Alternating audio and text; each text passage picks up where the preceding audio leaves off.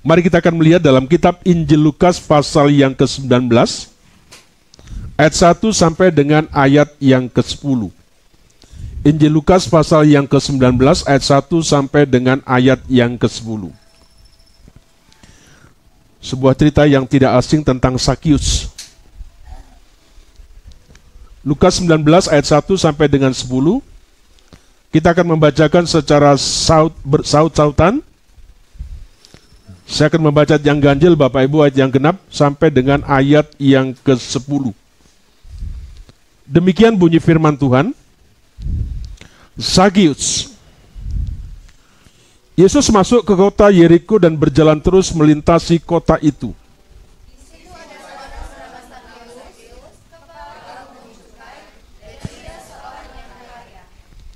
Ia berusaha untuk melihat orang apakah Yesus itu, tetapi ia tidak berhasil karena orang banyak, sebab badannya pendek.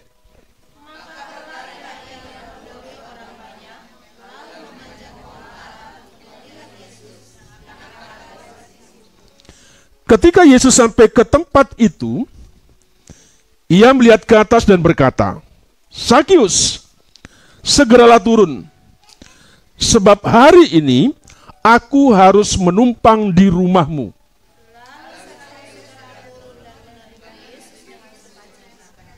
Tetapi semua orang yang melihat hal itu bersungut-sungut, katanya, "Ia menumpang di rumah orang berdosa."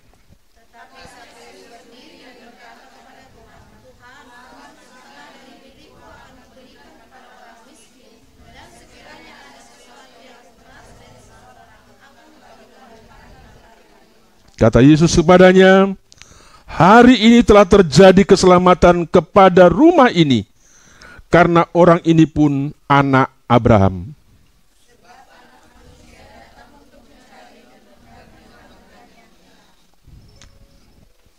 Amin. Bapak Ibu, kita ada di minggu kedua di bulan Desember. Dalam memasuki Natal, saya rindu kita merenungkan tentang pesan Natal dengan kedatangan Yesus yang pertama, dan tentunya kita sedang menunggu untuk kedatangan Yesus yang kedua kali. Hari ini kita akan bersama-sama merenungkan tentang kedatangan Yesus. Kedatangan Yesus ke dunia itu ternyata untuk mencari dan menyelamatkan yang hilang. Perhatikan ayat 10. Sebab anak manusia datang untuk mencari dan menyelamatkan yang hilang. Jadi Yesus datang ke tengah-tengah dunia ini adalah untuk mencari dan menyelamatkan yang hilang. Bapak Ibu Saudara kasih Tuhan, kisah ini terjadi dalam konteks perjalanan Yesus menuju ke Yerusalem. Yesus sedang pergi ke Yerusalem untuk merayakan Paskah, ya, untuk menghadapi nasibnya, untuk menghadapi penyalipannya. Nah, diceritakan di sana Bapak Ibu, sepanjang perjalanannya Yesus melakukan banyak melakukan mujizat dan mengajar banyak orang. Nah, dalam ayat yang pertama tadi Bapak Ibu dikatakan ketika Yesus berada di Yeriko, di kota Yeriko, ini sebuah kota penting, ya, yang terletak di dekat Laut Mati.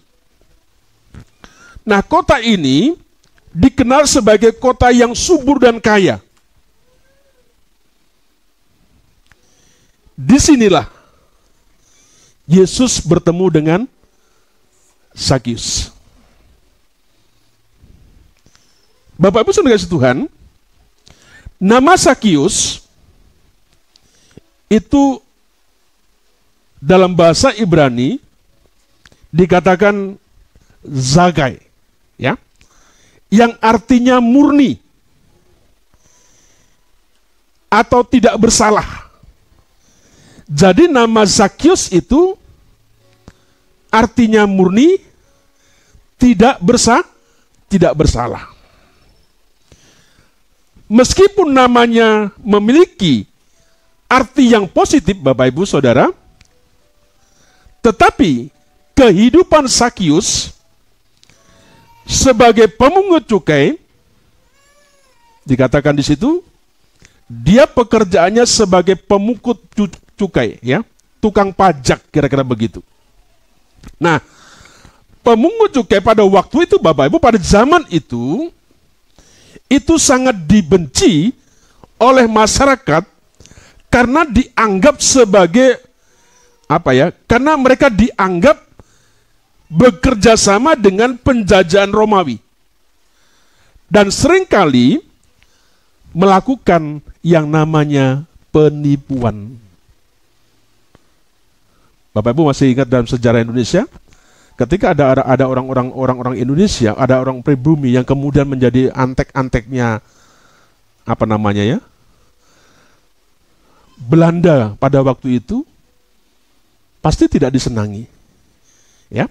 Sama di sini Bapak Ibu, pada waktu itu, pada zaman itu, karena pemungut cukai ini dianggap kerjasama dengan pemerintahan Romawi. Dan luar biasanya sering melakukan penipuan. Wajar kalau kemudian mereka dianggap sebagai orang berdosa dan kotor. Ya. Tetapi Bapak Ibu, luar biasanya kalau kita melihat pada endingnya nanti, pertemuannya dengan Yesus itu mengubah hidupnya. Ya, perjumpaannya dengan Yesus itu mengubah hidupnya. Saya percaya kalau Bapak Ibu bertemu dengan Tuhan, ya, kita akan mengalami seperti apa yang Sakius alami. Ya, sehingga yang namanya bagus tadi, yang positif tadi, ya, itu akan memberikan makna baru pada namanya. Namanya murni, ya. Namanya tidak bersalah. Tetapi sebelum dia bertemu dengan Tuhan, kehidupannya tidak baik. Biarlah Natal-Natal yang kita selenggarakan, Natal-Natal Bapak Ibu yang yang Bapak Ibu hadiri, itu menjadi salah satu perjumpaanmu tuh dengan Tuhan. Dan saya rindu Bapak Ibu itu akan mengubah hidupmu, ya.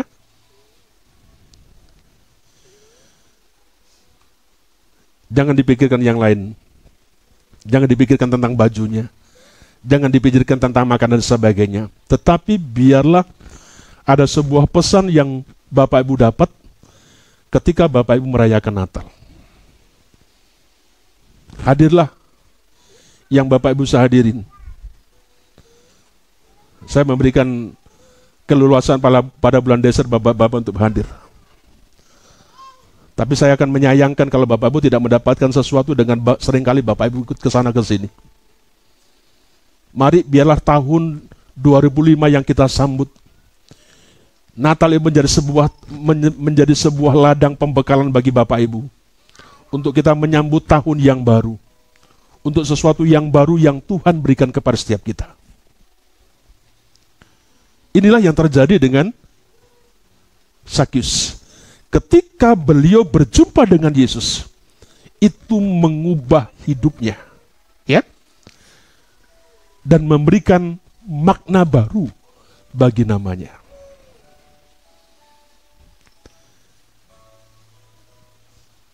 Salah satu contoh orang yang berubah secara radikal, Bapak Ibu, kalau kita melihat di sini, yang menjadi pengikut Yesus, salah satu contoh itu adalah Zakius.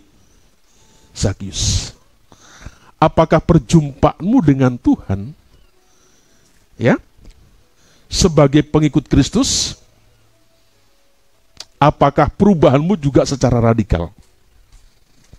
Amin. Amin. Iya dong. Ya. Makanya nggak boleh libur Desember. Hadir. Siapa yang tadi malam datang di Tiberias? Natal di stadion, datang. Nanti ada Natal tanggal berapa lagi, datang kalau memang bisa. Jangan di rumah. Pergilah sebelum nyawamu diambil sama Tuhan. Bapak Ibu, sedikit saya terkaget dengan teman saya, sahabat saya yang sering sini, Bapak Ibu. Namanya Suprido Yonatan. Ya. Ternyata pada hari Sabtu pagi dia sudah dipanggil Tuhan. Bapak Ibu, saya tidak tahu malam itu kok saya nggak tidur gitu kan. Saya sampai jam 3:30 saya belum tidur. Saya sedang mempersiapkan mencari film yang bagus rohani untuk kita di sini. Saya persiapkan, saya cari referensi tentang film yang bagus rohani untuk kita jemaat apa sih. Ya, Bapak Ibu, pada waktu itu di tengah pagi itu saya ditelepon dengan teman saya si Sahat. Dia sambil nangis. Dia berkata, Pak Hadi, Pak Edu sudah nggak ada. Maksudnya apa? Saya bilang begitu. Sambil nangis, Pak Edu sudah dipanggil Tuhan. Bapak Ibu, saya mau berkata, semua kita tidak tahu kapan kita dipanggil Tuhan. Mari hidup yang Tuhan kasih kepada kita, jangan sia-siakan. Kalau sudah seperti beliau. Dan saya percaya kita juga akan mendapatkan giliran yang sama dengan beliau. Hanya kita tidak tahu kapan waktunya. Pagi-pagi kami sudah ada di Mulia dengan teman-teman hamba Tuhan yang lain, dengan sahabat-sahabat yang lain. Ada yang guru seperti ini kepada kita, Pak Pendeta. Ini Mbak Magnas, orang-orangnya sudah diambilin. Bu Tuti sudah lebih dulu pergi. Kemudian sekarang gilirannya Pak Edu sudah pulang. Ini tinggal Pak Hardi sama Pak Sahat. Siap, saya bilang begitu kan. Bapak Ibu, semuanya siap nggak siap? Harus siap.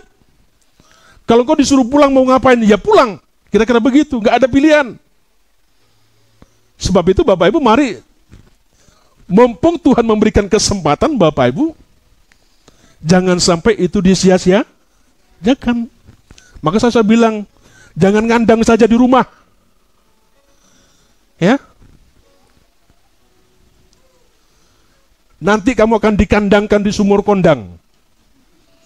Mumpung belum dikandangkan, pergi, kira-kira begitu.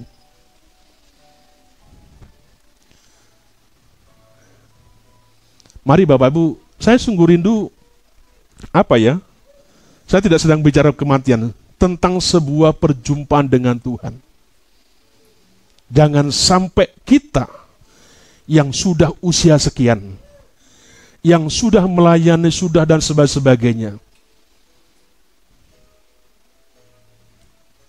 kehidupan kita tidak ada sebuah perubahan. Sama. Sebab itu Bapak Ibu, saya sungguh rindu, inilah sebuah persiapan kita untuk menjelang akhir tahun. Saya percaya di tahun depan kita pingin sebuah punya cita-cita, gagasan, dan macam-macam yang baik-baik. Apa yang Bapak Ibu persiapkan? Apakah dengan biasa-biasa? Saya pikir tidak. Mari, biarlah di bulan Desember ini menjadi sebuah bulan perenungan bagi kita. Kita rindu perjumpaanmu di Natal ini mengubah kehidupanmu secara radikal. Radikal yang di sini Bapak Ibu dimaksudkan bersungguh-sungguh.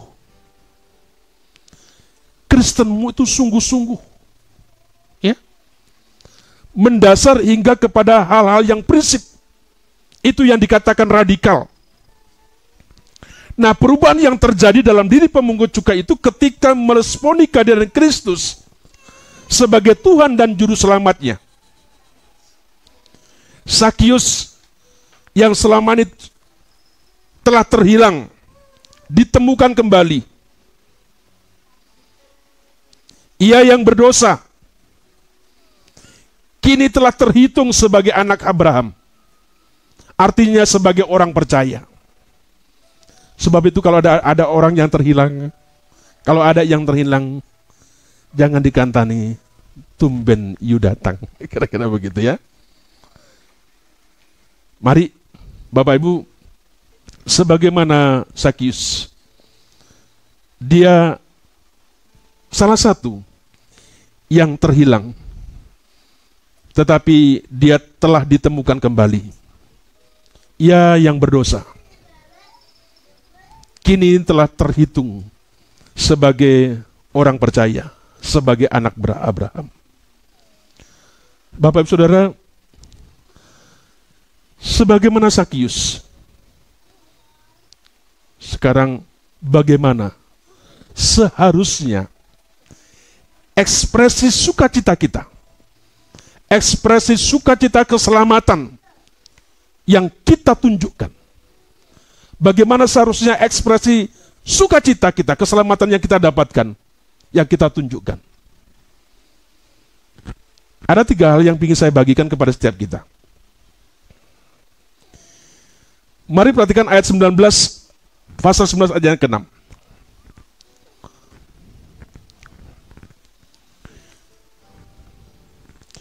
Lalu Sakius segera turun dan menerima Yesus dengan sukacita.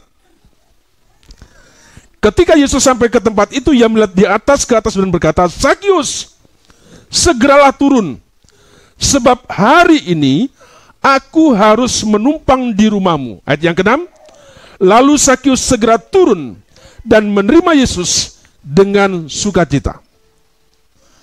Bagaimana ekspresi sukacita kita? Keselamatan yang kita terima dari Sakius. Apa yang kita bisa lihat? Ayat yang ke-6 Bapak Ibu, yang pertama menjelaskan seperti ini. Sukacita menyambut kehadiran Yesus. Ya. Yang pertama, sukacita menyambut kehadiran Yesus. Saya bertanya Bapak Ibu, Desember sebuah momen untuk menyambut kehadiran Yesus. Apakah engkau bersukacita?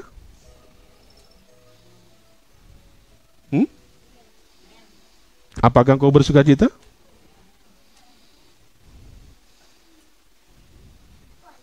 Bisa jadi ada banyak orang yang tidak bersukacita menyambut kehadiran Yesus.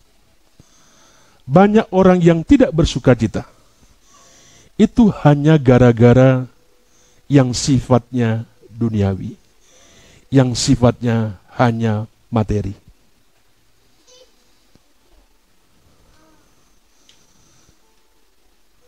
Rasanya kurang elok kalau saya mengajari atau menyampaikan kepada Bapak Ibu. Jangan gara-gara Bapak Ibu tidak punya baju baru. Ya. Jangan gara-gara Bapak Ibu tidak punya seragam. Sukacitamu menjadi redup. Cemen. Ya. Sedih. Mari Bapak Ibu, ada atau tidak Gimana lagunya itu? Baju baru? Iya.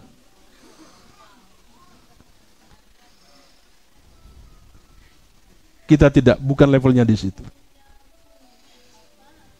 Ya. Nanti seandainya makannya begitu, jadi sedih. Saya paling sedih Bapak Ibu kalau mendengar sebuah cerita, sebuah event selalu bicaranya apa? Oh, makannya begini-begini. Gak pernah, firman Tuhannya luar biasa. Saya benar-benar ditempeleng di situ gara-gara firman Tuhan.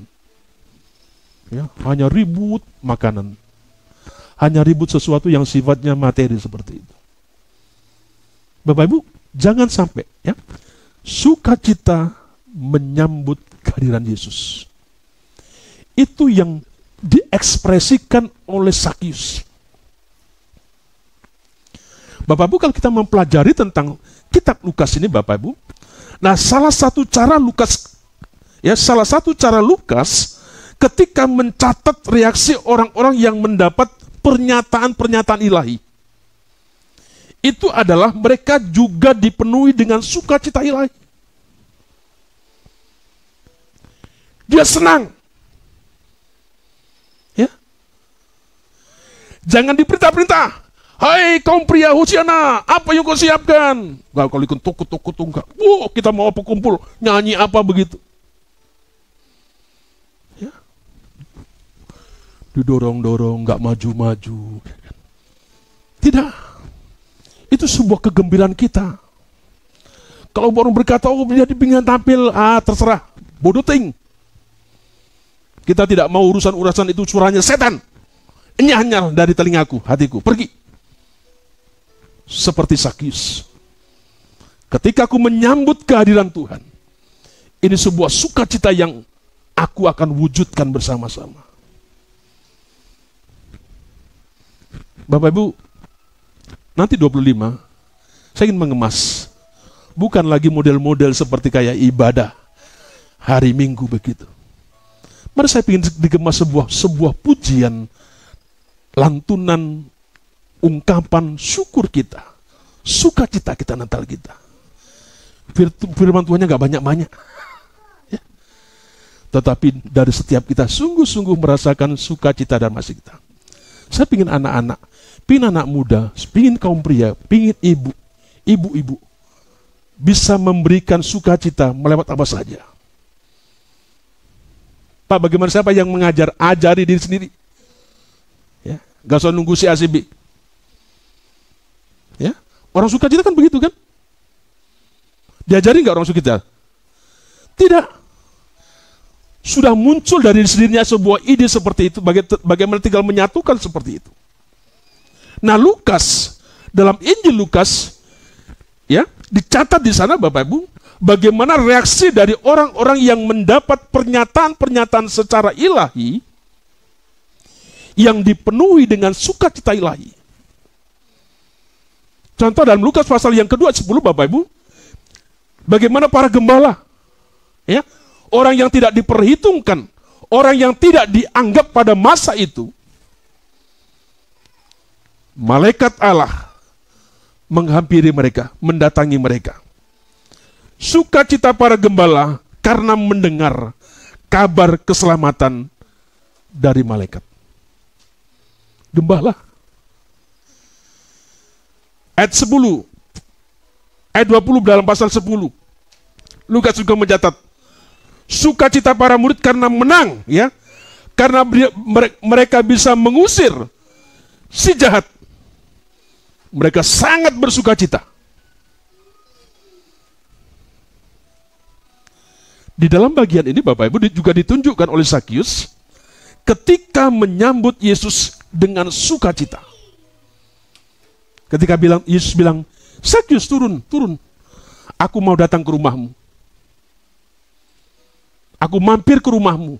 Aku nginap di rumahmu seperti itu. Wow, luar biasanya. Sakyus senang, bersukacita ketika Yesus mau datang ke rumahnya.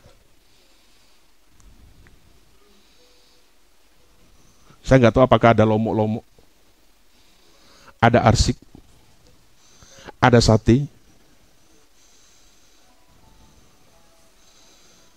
Bapak bisa membayangkan? Ada susu, ada teh. Enggak gitu. Ini orang kaya. Kalau namanya orang kaya, makanan itu jangan tanya. Tapi jangan sampai kamu mati makan gara-gara kamu makanan. Iya kan? Pak Pendeta ini kalau sudah makan di luar, jeleknya di rumah masih makan. Kalau tidak makan di rumah rasanya ada sesuatu yang hilang. Jadi kenyang pun pada makam. Nah, Bapak Ibu kasih Tuhan, Sakyus seperti itu, ya. Nah, orang yang menyambut Yesus dengan sukacita itu akan menunjukkan sikapnya menempatkan Yesus sebagai pribadi yang sangat penting dan sangat dihargai. Ya. Saya percaya tidaklah kadarnya. Bentuk sukacitanya, Bapak Ibu, itu ditunjukkan dengan sikap menempatkan Yesus sebagai pribadi yang sangat penting. Sebagai pribadi yang sangat berharga. Wajar kalau kemudian ia memberikan perhatian dan sikap yang terbaik yang dipersembahkan bagi Yesus. Apakah sukacitamu menyambut kehadiran Yesus seperti apa yang dialami oleh Sakyus?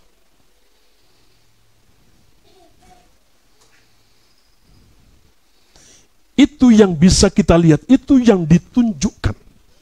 Ya. Ekspresinya, sukacitanya dengan keselamatan yang dia terima.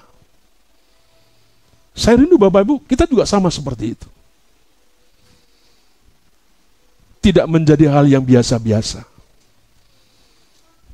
Sama saja lah, Natal dari tahun ke tahun ya begitu Natal. Yesus lahir, si bapaknya Maria, ibunya Yusuf.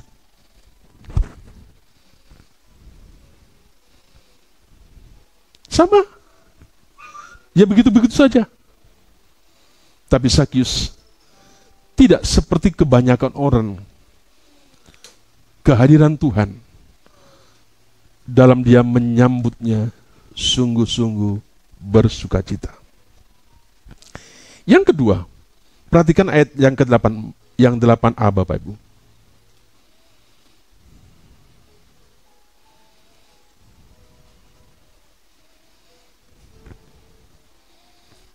Ayat 8a semuanya ya.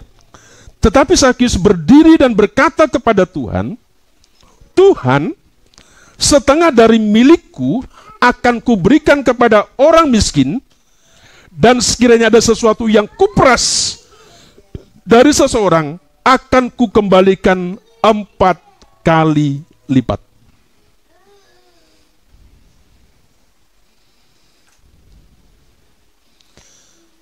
Apa yang ditunjukkan? Ekspresi sukacita keselamatannya yang dia bisa kita lihat di sini Bapak Ibu. Yang kedua, ternyata sukacita itu mengakibatkan kemurahan hati. Ya. Sukacita yang dia dapat Bapak Ibu, yang ia terima, itu mengakibatkan kemurahan hati.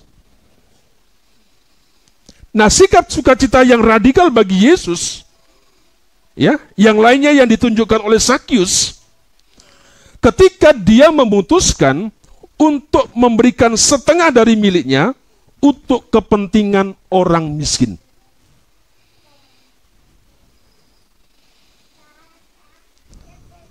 Bagaimana menurut Bapak Ibu Saudara?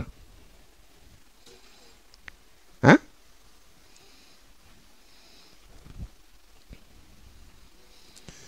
Ini yang ditunjukkan oleh Sakyus. Ia memutuskan untuk memberikan setengah dari miliknya untuk kepentingan orang miskin. Bagaimana Bapak Ibu? Pendapat Bapak Ibu?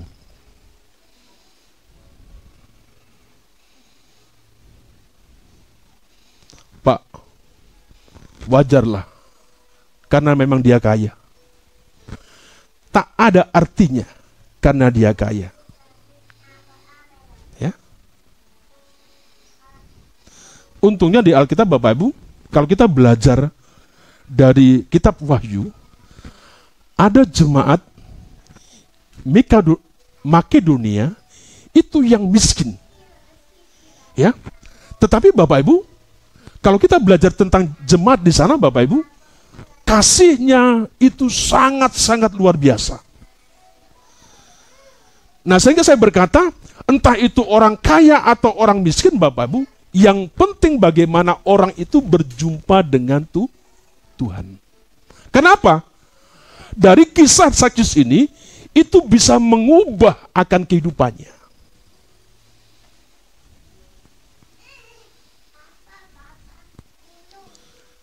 Bapak Ibu jangan berkata, oh karena dia kaya, belum tentu. Ya, belum tentu. Banyak orang kaya yang pelit, yang perhitungannya luar biasa. Ya. Banyak orang kaya juga yang tidak perhitungan.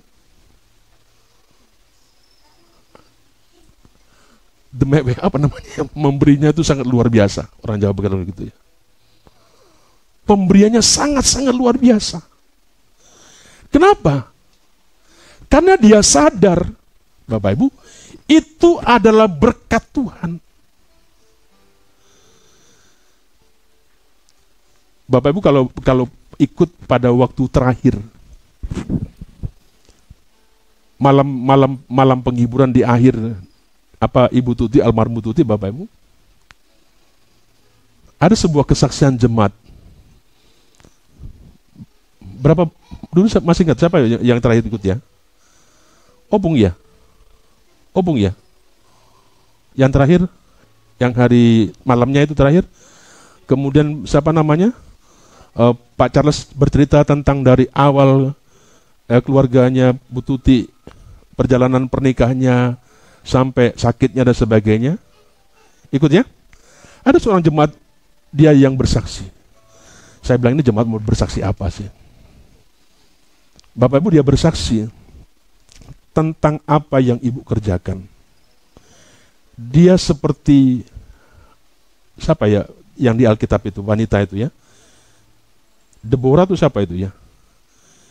Yang sampai waktu meninggal kemudian ditangisin, ditunjukkan bajunya, ya kan? Karena sangat bermurah hati Ibu ini.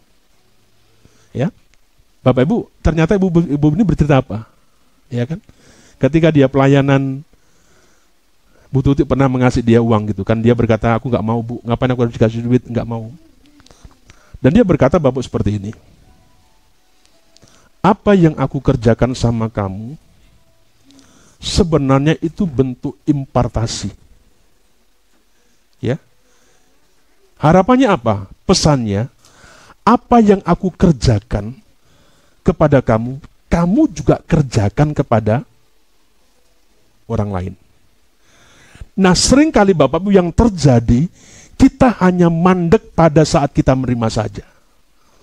Oh, dia orangnya baik ya. Oh, dia orangnya murah hati ya. Oh, orangnya unik begini-begini sebagainya. Hanya mandek di situ. Kita tidak sampai menjadi sebuah pesan, ya. Sebuah impartasi yang orang kasih kepada kita. Sebuah doa harapannya supaya kita juga bisa mengerjakan seperti itu. Dengan cara kita sendiri. Bapak Ibu, Sakyus, dia memutuskan untuk memberikan setengah dari miliknya untuk kepentingan orang miskin. Mengapa ini dikatakan sesuatu yang radikal, Bapak Ibu? Karena sebelumnya, Sakyus bukan orang yang seperti itu. Dia adalah seseorang pemungut cukai yang kecenderungannya culas. Bapak Ibu ngerti apa culas? Paham culas? Culas itu bisa dimaknai licik. Ya. Curang. Bohong. Bisa juga penipu. Bisa juga jahat. Bisa juga hina. Bisa juga rendah. Itu Sakyus dulu. Licik, curang, bohong, penipu, jahat, hina, rendah. Dan yang terakhir, tidak hanya culas, tetapi dia hanya memperkaya diri. Kalau sekarang dia berkata ketika dia bertemu dengan Tuhan, dia berkata setengah. Wajar kalau kemudian dikatakan, dimaksudkan dia sangat radikal.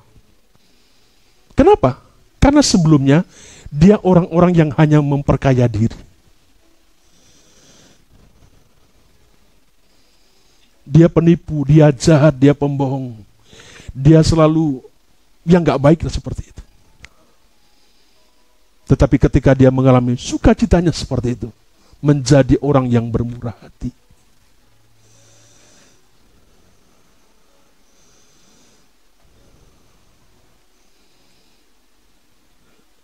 Saya sungguh rindu Bapak Ibu, biarlah di akhir tahun ini menjadi sebuah perenungan bagi kita. Jangan kita menjadi orang yang kecenderungannya culas. Kalau kau berkata tidak punya, ya tidak punya, memang kamu kau tidak punya. Kalau memang kamu ada, ya ada. Ya. Dan jangan sampai kamu hanya memperkaya diri. Ya. Bapak Ibu, saya sudah berbicara tentang sebuah nilai. Kalau kau punya sesuatu, tetapi kalau itu hanya untuk dirimu sendiri, itu tidak ada nilainya. Tidak akan berubah menjadi sebuah maknanya.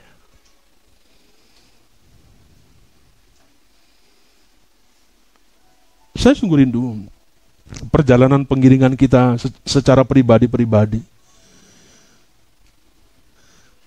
masuk ke tataran ketahapan, ke level yang perlu kita akan naik seperti itu. Coba perhatikan yang ditulis dengan Lukas. Bagaimana dengan orang-orang Majus? Ketika mereka menempuh perjalanan yang jauh, ya, untuk memberi persembahan kepada Yesus, berupa emas, berupa kemenyan, dan juga mur.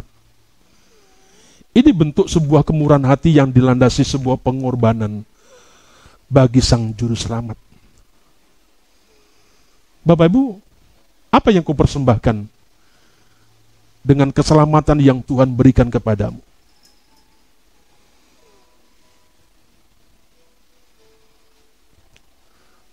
Dengan kemurahan hati masing-masing kita, mari kita bisa bagikan. Mari kita bisa persembahkan. Jangan selalu berorientasi tentang materi. Jangan selalu berorientasi tentang uang, tentang duit. Ya, ada banyak hal yang bisa kita lakukan, yang kita kerjakan.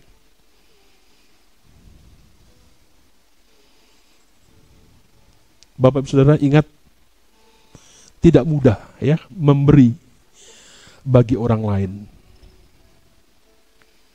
Ya, itu tidak mudah membagi orang lain. Sekalipun kau orang punya, sekalipun kau orang yang tidak punya, itu tidak mudah memberi bagi orang lain. Apalagi yang dilakukan oleh Sakyus. Setengah dari hartanya dibagikan kepada orang lain.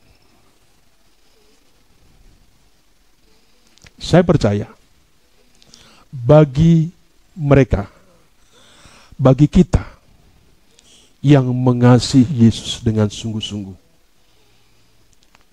pasti dia bisa melakukannya. Persoalannya, yang paling mendasar sebenarnya, bukan masalah punya atau tidak punya. Apakah kita sungguh-sungguh mengasihi Yesus? Apakah Bapak Ibu berdarah-darah? Apakah Bapak Ibu bernyawa, menaruh nyawa tentang sesuatu yang ingin Bapak Ibu persembahkan di hadapan Tuhan? Itu sebenarnya yang menjadi landasan. Jangan berkata karena dia punya dan saya tidak punya, tidak. Belum tentu ketika engkau punya, engkau akan seperti Sakyus. Apalagi ketika engkau tidak punya, belum tentu engkau bisa seperti Sakyus. Tetapi orang yang sungguh mengasihi Tuhan dengan sungguh-sungguh, dia akan memberikan sesuatu yang terbaik kepada Tuhan. Itu yang dilakukan oleh orang Majus. Itu yang dilakukan oleh Sakyus. Ternyata bisa dilakukannya. Nah, orang yang sadar menerima keselamatan karena anugerah, dia akan memiliki yang namanya kemurahan hati. Wajar kemudian ada nyanyian, ku tak membawa apapun juga. Ya, ketika kita lahir, ketika kita kembali. Kemarin ketika pagi saya pegang Pak Edu di tangannya, saya pegang tangannya. Ingat dengan apa yang selalu katakan kepada mereka. Setiap kami pergi kemana-mana, Bapak Ibu di mobil saya berkata, mumpung Tuhan kasih kita hidup, jangan pernah kita bicara-bicara yang tidak baik. Ya. Tentang kita ini. Saya bilang gitu. Kenapa? Karena belum tahu kapan kita meninggal. Siapa di antara kita yang lebih dulu dipanggil Tuhan? Dan kita tidak ada yang tahu. Ketika saya mengingatkan tentang perkataan saya selalu kepada seperti itu. Kepada anak-anak, kepada siapa saja, saya berkata, maunya Pak Pendeta gitu, jadi supir, jadi apa? Saya bilang teman-teman tidak. Nanti kalau aku sudah meninggal, aku tidak akan pernah membawa kamu kemana.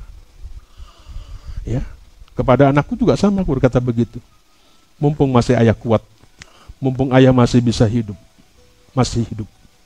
aku bisa membawa kamu kemana-mana. Ada saatnya kelak, bapakmu tidak akan bisa. Dan jangan kamu tangisin ketika dia sudah tidak ada. Tidak ada gunanya. Ada seorang jemaat saya berkata, kenapa engkau gak pergi ke Pak Pendeta? Kenapa engkau gak pergi ke gereja? Alasannya banyak, yang macam-macam. Nantilah Pak Pendeta, kalau saya sudah punya mobil, kalau saya sudah begini dan sebagainya. Saya berkata, nanti kalau kamu gak pernah datang ke rumah Pak Pendeta, mati kuru, kamu jangan datang. Tidak ada gunanya karena aku sudah tutup mata, aku gak tahu. Mumpung kita masih hidup, kita bersuka cita, kita menangis bareng, ya kan? Nggak perlu dinyanyiin, nggak perlu. Itu hanya ekspresi saja, nggak perlu. Tapi wujudkan sukacita dalam sebuah kebersamaan kita, ketika kita masih bersama-sama. Bapak Ibu, dalam bulan ini minta maaf saya, kegiatan kita amburadul. Ya, Bu Tutik meninggal, Pak Edu meninggal, saya sudah malam-malam mempersiapkan film untuk kita di sini. Tiba-tiba mendengar Pak Edu meninggal, akhirnya kita juga, ya sebagai sahabat mau nggak mau juga bersama-sama di tengah-tengah kedukaan. Bapak Ibu, sehingga semuanya sepertinya berantakan. Saya dimarahi dengan anak saya. Redik ini agak sedikit comel, kalau kegiatan di sini selalu dibatal-batalin. Kayaknya kita nggak bertanggung jawab, ayah nggak bertanggung jawab. Ya, Tapi kalau dikatakan tak tanggung jawab, tetapi kalau kekurangan saya berkata iya. Ya seperti yang kita alami. Bapak Ibu, yang terakhir, sukacita itu melahirkan tanggung jawab. Sukacita yang diekspresikan oleh Sakyus, sukacita yang melahirkan sebuah tanggung jawab. Ya.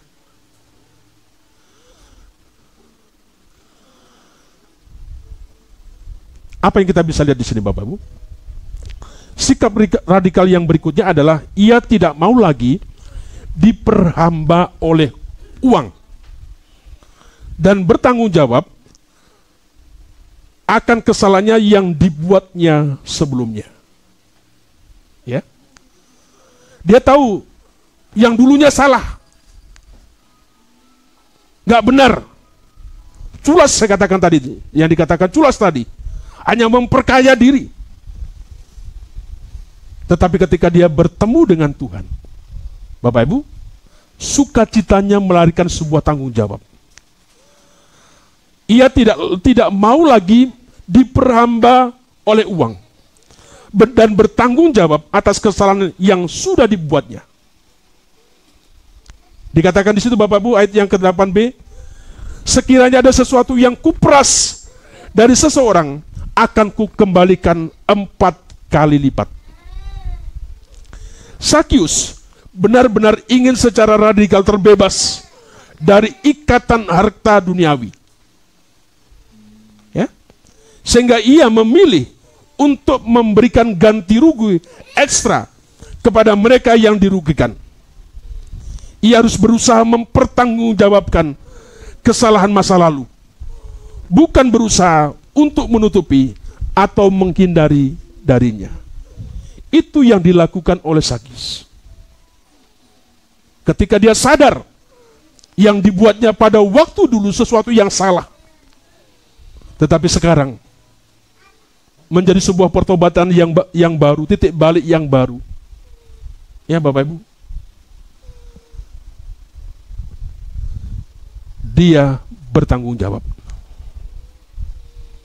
Nah, bentuk tanggung jawab yang lain dari orang yang terhilang, yang diselamatkan, adalah dengan memberitakan sukacita itu kepada orang lain. Itu Sakyus. Perhatikan para gembala. Bentuk tanggung jawabnya. Orang yang terhilang, orang Majus, para gembala, Sakyus. Ya, dia adalah orang-orang yang terkategori orang yang terhilang, yang diselamatkan. Para gembala memberitakan apa yang mereka lihat. Para gembala memuji dan memuliakan Allah karena segala yang mereka dengar dan lihat. Maria menaikkan pujian kepada Allah karena karyanya yang menyelamatkannya, kemahakuasaannya, kesetiaannya yang turun-temurun. Maria juga bersukacita, melahirkan sebuah tanggung jawab apa? Dia memuliakan Tuhan. Dia menaikkan sebuah pujian kepada Allah.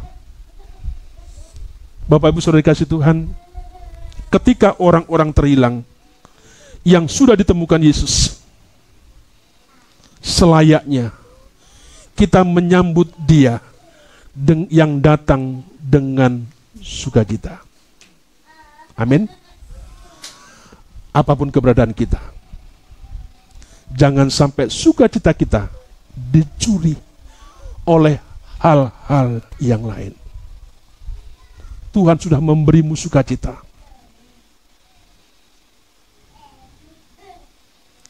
Yang kemudian akhirnya membuat kita menjadi orang-orang yang murah hati dan bertanggung jawab.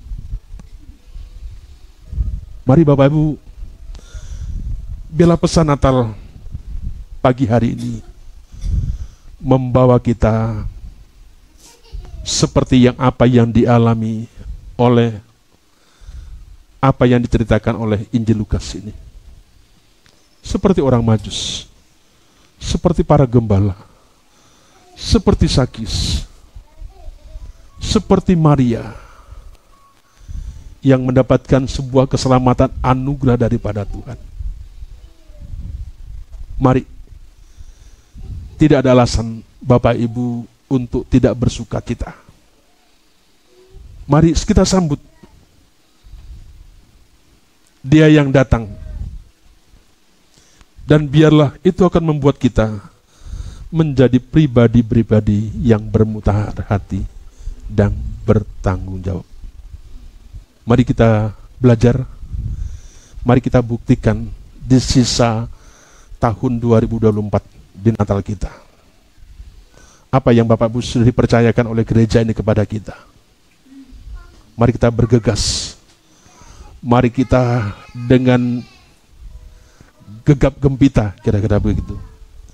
Mari kita akan berikan yang terbaik, khususnya dengan Natal yang kita rayakan, yang kita akan meriahkan bersama-sama. Kiranya Tuhan Yesus lahir dalam kehidupan kita, mengubah kehidupanmu menjadi pribadi yang sungguh-sungguh seperti apa yang hari ini kita sudah dengar.